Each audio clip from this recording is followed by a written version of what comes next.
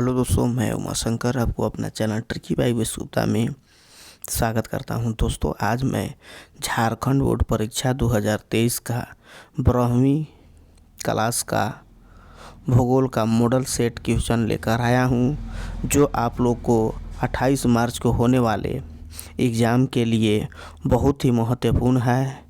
इसीलिए आप वीडियो पर बने रहिएगा और हो सके तो मेरे चैनल को शेयर तथा सब्सक्राइब करना नहीं भूलेंगे दोस्तों।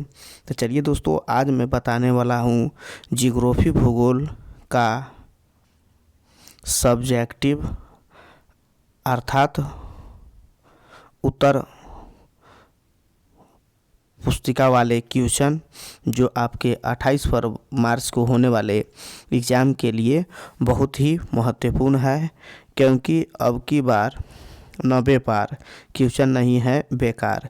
इसीलिए आप इस क्वेश्चन को बहुत ही इम्पोर्टेंट है, इसीलिए आप इसको ज़रूर से ज़रूर देखिएगा, क्योंकि यह वायरल मॉडल सेट क्वेश्चन है। इसे चुपके से ज़रूर देखिए।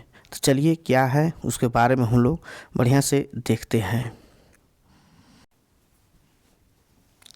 ये जो देख रहे हैं आप लोग का जियोग्राफी का मॉडल सेट 3 का सब्जेक्टिव क्वेश्चन आंसर है, जिसे मैंने आप लोग के लिए बनाया हूँ। इसीलिए इसे बहुत ही अच्छी ढंग से देखिएगा।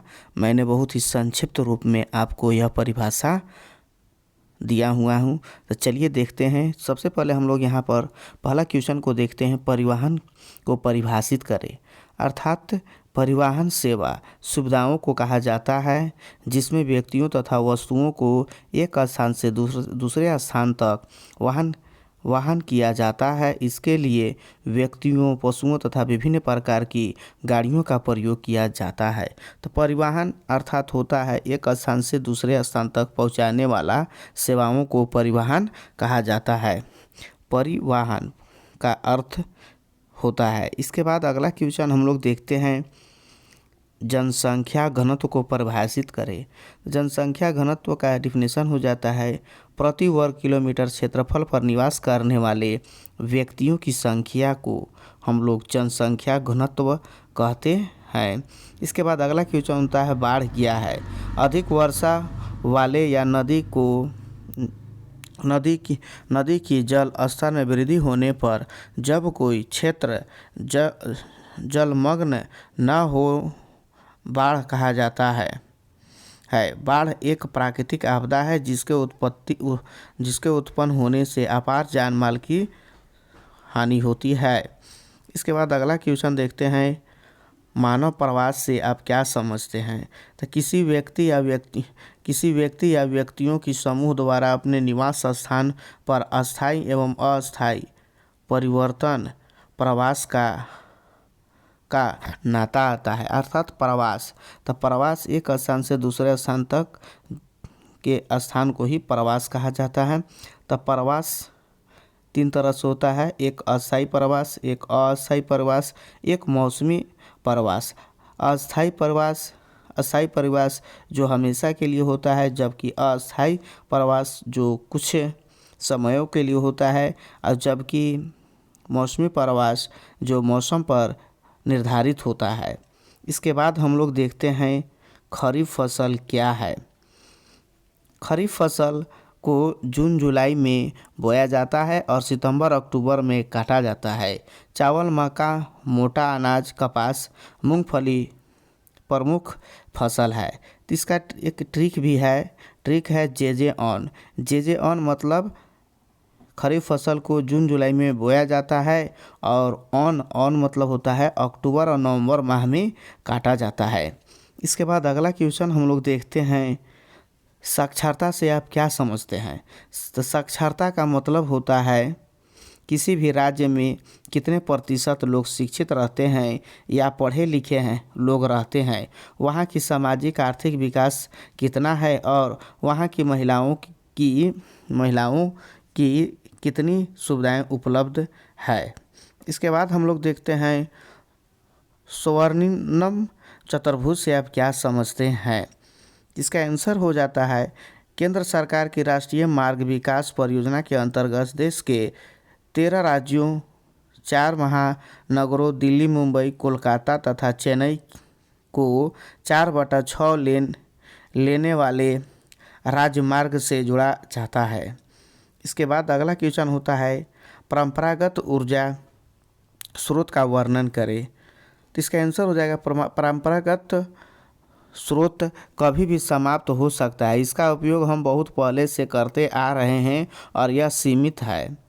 यह अत्यंत महंगे होते हैं और यह प्रदूषण भी उत्पन्न करते हैं, जैसे कोयला, पेट्रोलियम तथा गैस। प्राकृतिक गैस अतिरिक्त परमाणु ऊर्जा इस वर्ग में शामिल है। इसके अतिरिक्त परमाणु ऊर्जा भी इस वर्ग में शामिल है। इसके बाद अगला क्वेश्चन हम लोग देखते हैं भारत में कृषि की प्रमुख समस्याओं का वर्णन करें।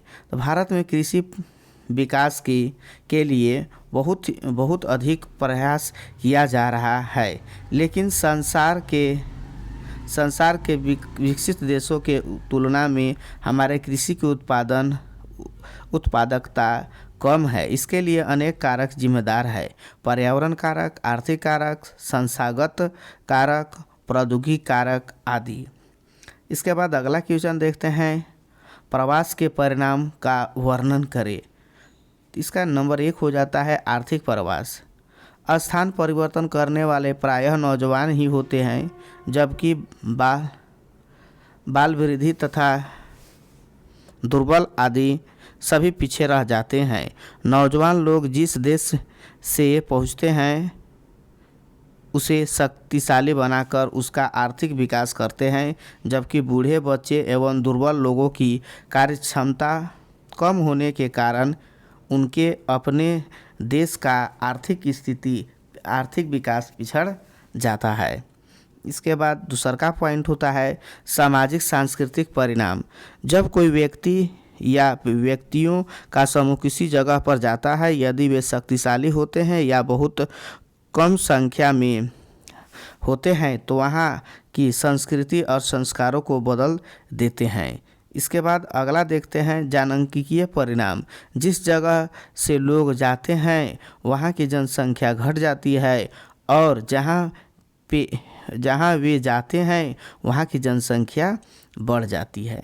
इसके बाद हम लोग देखते हैं बहुउद्देशीय परियोजना से आप क्या समझते हैं।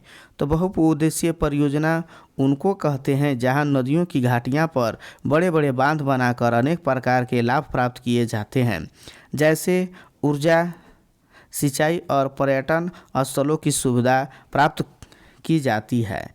इसके बाद अगला क्वेश्चन होता है रेल परिवहन की विभिन्न समस्याओं का वर्णन करें। तो इसका आंसर हो जाएगा पहाड़ी क्षेत्रों पर तथा नदियों पर पुल बनाना अत्यधिक खर्चीला होता है। मरुस्थलीय क्षेत्रों में रेल के डिब्बों के कारण तथा वन प्रदेशों और दलदली क्षेत्रों में रेल मार्ग में काफ़ी कठिनाइयों का सामना करना पड़ता है। इसके बाद अगला क्वेश्चन देखते हैं किसी देश के प्रौद्योगिकी विकास में लोहा इस्पात उद्योग का क्या महत्व है। इसका आंसर हो जाएगा किसी भी देश के विकास में लोहा इस्पात का महत्व इसलिए ज़्यादा होता है क्योंकि लोहा इस्पात उद्योग से बहुत ज़्यादा विकास हुआ है। ज़्यादातर सभी लोग लोहा इस्पात उद्योग पर ही निर्भर हैं। इसके बाद अगला क्वेश्चन हम लोग देखते हैं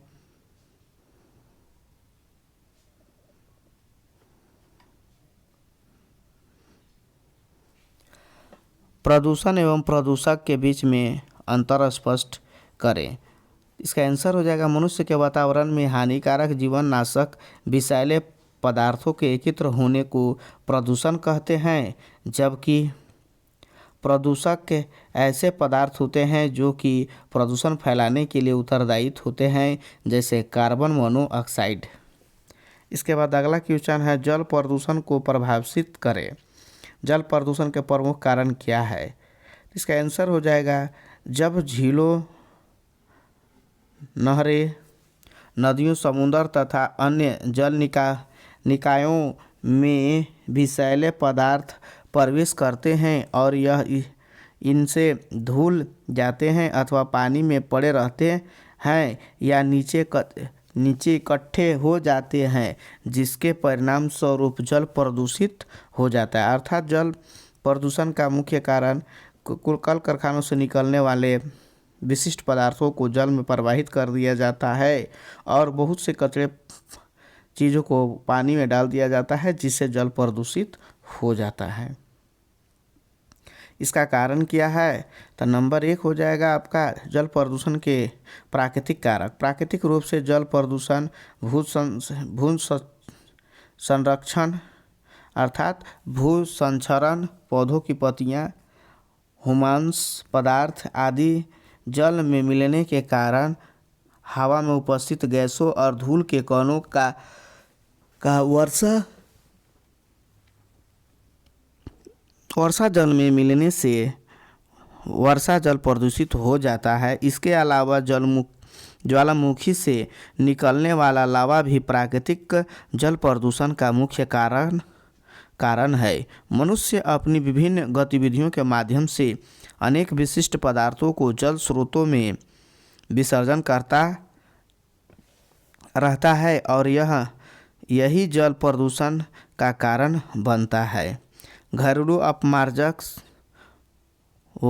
वहित मल, कृषि उद्योग के प्रदूषण, औद्योगिकी, रसायन आदि जल प्रदूषण के प्रमुख कारण है। इसके बाद अगला क्वेश्चन हम लोग देखते हैं, भारत में कोयला के उत्पादन एवं वितरण का वर्णन करें। इसका आंसर हो जाएगा भारत का लगभग 98% कोयला निचले गोंडवाना काल की चट्टानों कार्बन से प्राप्त होता है। इस क्रम की चट्टानें प्रमुख रूप से दामोदर घाटी, गोदावरी, वर्धा घाटी, महानदी घाटी तथा सोन घाटी के लगभग 90,000 वर्ग किलोमीटर क्षेत्र में विस्तृत है। इस क्षेत्र में मिलने वाला कोयला बिट्यूमिक किस्म का है, जिसमें कार्बन का प्रतिशत 50% तक मिलता है। राज्यों की दृष्टि से छत्तीसगढ़, झारखंड, उड़ीसा, आंध्र प्रदेश, महाराष्ट्र तथा पश्चिम बंगाल देश का अधिकांश कोयला उत्पादित करते हैं। वर्तमान देश में कोयला खनन की 576 खदानों कार्यरत है। इसके बाद अगला क्वेश्चन यहाँ देखते हैं, भारत में जनसंख्या वितरण को प्रभावित करने वाले कारकों का विवेचन करें। तो इसका आंसर हो जाएगा किसी भी देश की जनसंख्या का विवरण एवं घनत्व, वहाँ पाई जाने वाली जलवायु, प्राकृतिक स्थिति और भू संसाधन, भूमि की भरण पोषण की शक्ति और आवागमन के मार्ग की सुविधाओं आदि कारकों पर निर्भर करता है। अधिकतर लोग वही रहना पसंद करते हैं वहाँ उनको अपने जीवकोपार्जन